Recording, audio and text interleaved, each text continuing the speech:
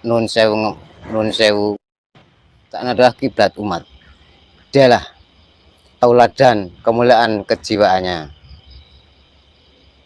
Dia seperti itu karena sudah menemukan kerasulannya dan kenabiannya. Itulah kejiwaan-kejiwaan sebenarnya orang. Maka janganlah ditiru dari omongan atau keilmuannya. Tirulah bagaimana kita ini bisa menjadi seorang Cak Nun. Itulah kiblat umat. Kalau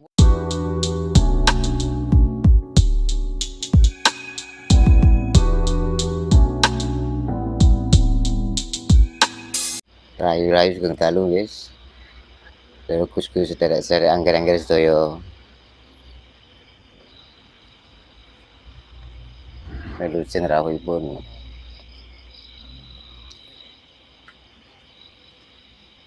Mugi sami karaharjan sedaya. Doto sawala padha jaya nyamangga bodhong. Sedaya kita niku utusan nggadhahi amanah ngemban tugas masing-masing semuanya. Kita nggak usah mencari kebenaran, nggak usah mencari kesalahan-kesalahan. Terus semua kita itu adalah saudara dan saudara, dan nanti kita semua juga sama-sama mati. Kita itu semua adalah bangkai. Itulah.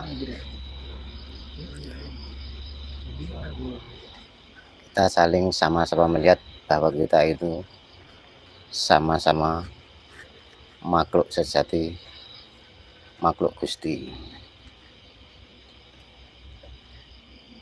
Kecantikan siluman imitasi sekarang sudah merajalela, menukarkan gombal mugio sutra budu dengan jelek murninya. Satu buah itu akan tumbuh berkembang dan terus berkembang, terus buah itu akhirnya penuh dengan satu kamar di tempat tidur masing-masing. Akhirnya buah itu tiap harinya akan memetik buahnya hasil sampai ratusan miliar, dan setiap tahunnya ratusan triliun mungkin. Itulah kebodohan gombal muka sutra budu itu. Kita makanya hati-hati dalam sekarang meneruskan dalam perjalanan menuju Gusti Hyang Widi dengan secara yang sungguh dan sangat-sangatlah manembah manekung marang Kang Maha Agung. Nggak usah jauh-jauh, sebelum kita dihadap kiblat, kita itu mengiblatkan diri sendiri, mencari kiblat diri sendiri saja, agar kita menjadi kiblat. Dan harus kita mengiblatkan diri sendiri saja, nggak usah jauh-jauh. Lihat saja, nggak usah mencari-nyari yang ribuan tahun, ratusan tahun. Sekarang sebenarnya sudah banyak terlihat, hanya saja kita-kita ini yang tidak mengerti atau tidak mengetahui dan kurang teliti cara melihat. Karena lihat saja, contoh saja nun sewu adalah kiblat umat. Dialah tauladan kemuliaan kejiwaannya. Dia seperti itu karena sudah menemukan kerasulannya dan kenabiannya. Itulah kejiwaan-kejiwaan sebenarnya orang. Maka janganlah ditiru dari omongan atau keilmuannya. Tirulah bagaimana kita ini bisa menjadi seorang Cak Nun. Itulah kiblat umat.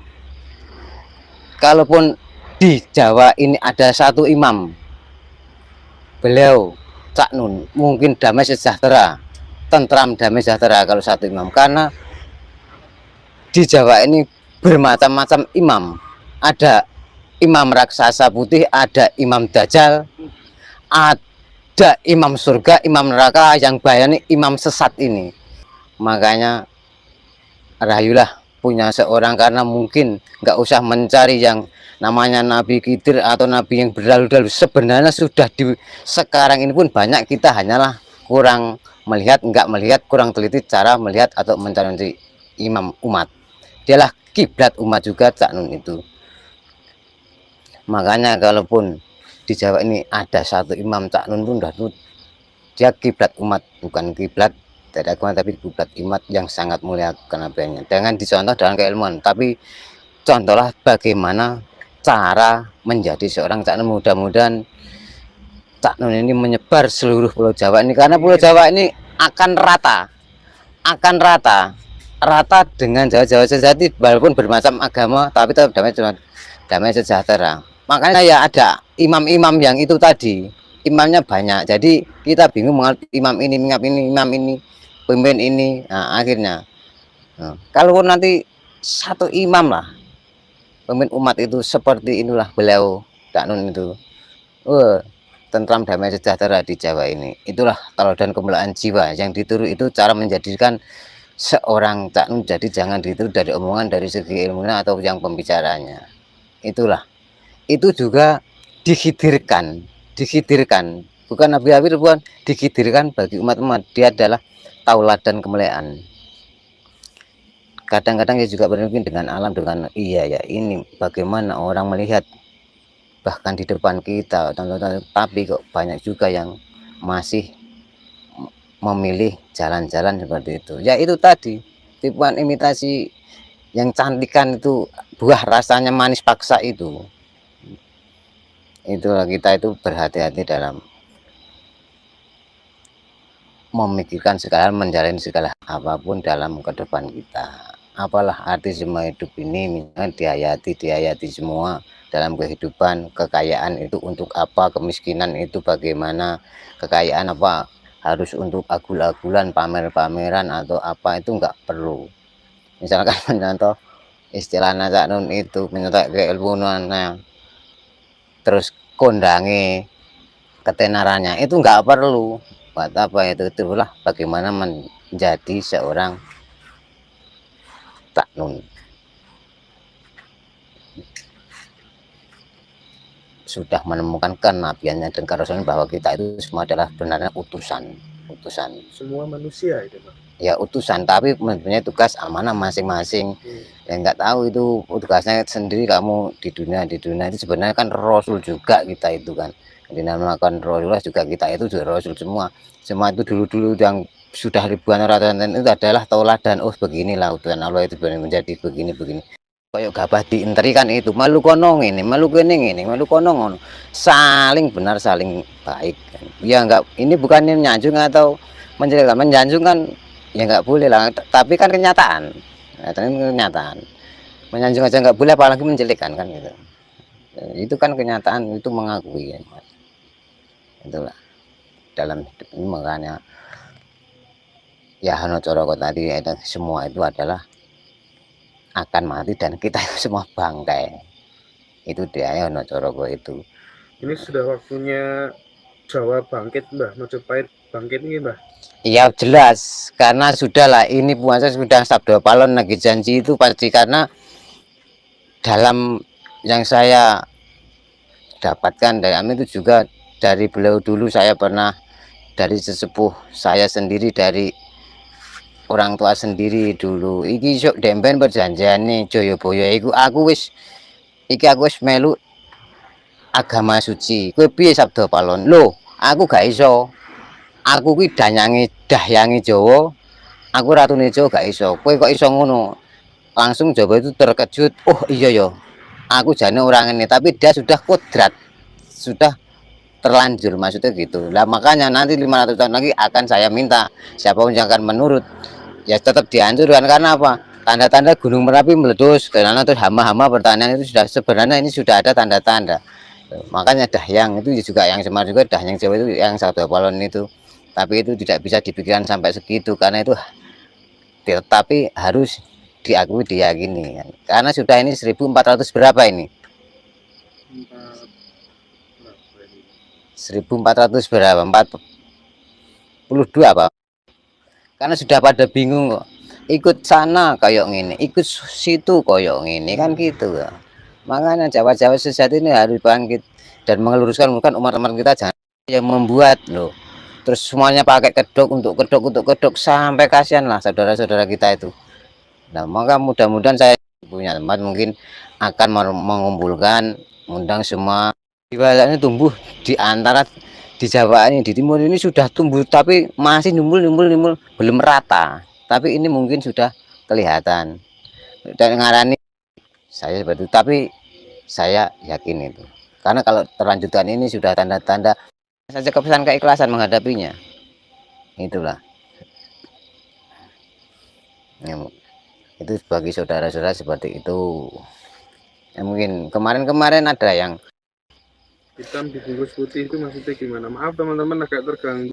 perbuatan jelek terus dibungkus perbuatan baik, enggak, jangan salah terkait. Sang Widi juga kepada saudaranya sangatlah ngalah ngalih itu hitam. Kalau nih wong Jawa kadang wah wong Jawa ora iso muni ngene lho. Wong Jawa kok ngeloki, kadang ada orang melafalkan ini. Padahal itu kan orang Jawa. Dia itu sudah mengingat kiblatnya, diingat satu ke sana. Tidak punya kiblat, kiblatnya satu, itu orang seperti itu. Nah, apa gitu? Pertanyaan saudara-saudara.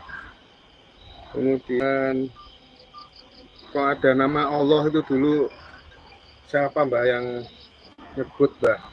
Kok terus muncul Allah itu? Sebenarnya dari dulu-dulunya itu Allah. Kenapa juga maaf saja, kenapa itu Allah dibaca Allah? Terus kenapa sampai Bismillah dibaca Bismillah, enggak Bismillah? Tertukar, itulah kita itu tertukar dari seperti baju pun kan tukaran, ditukar itu kan, itu bukan baju pakaian kita itu yang disebut itu ya apa itu bulat itu. Nah itu langsung yes wong Jawa bodoh lo ngalungu iku mau jadi kena itu. Nah itulah kena bukan paksa manisnya buah itu tadi. Perjalanan suluk waktu di gua bertemu dengan siapa saja Mbah, terus ujiannya apa saja dari Purworejo Jawa Tengah Mbah. Dari Purworejo Jawa Tengah.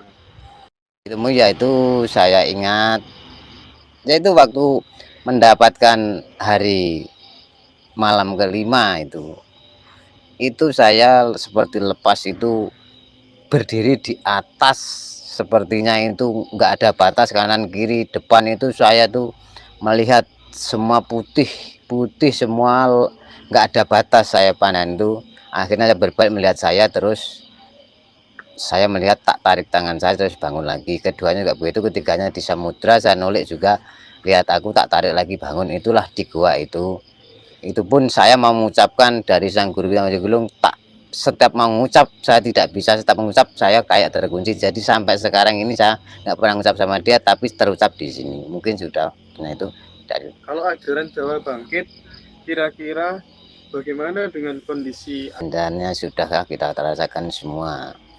Kenapa ya, ini maaf saja menyangkut agama lain, tapi saya itu sudah keyakinan sendiri-sendiri, makanya kita harus berkeyakinan yang kuat. Dalam rokaat itu saya pernah menjalani waktu kecil itu juga, sebenarnya kan harus sentuhan kaki, nggak boleh katanya dimasukin setan, tapi kenapa sekarang suruh jarak 1 meter lah, itu bagaimana juga kan. Nah itu sudah goncang-goncangnya.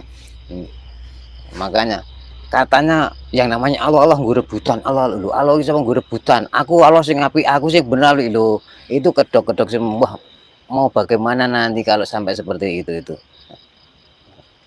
terus apa-apa Allah, apa-apa Allah, apa-apa lo sudah sekali menciptakan, itulah semuanya jalannya.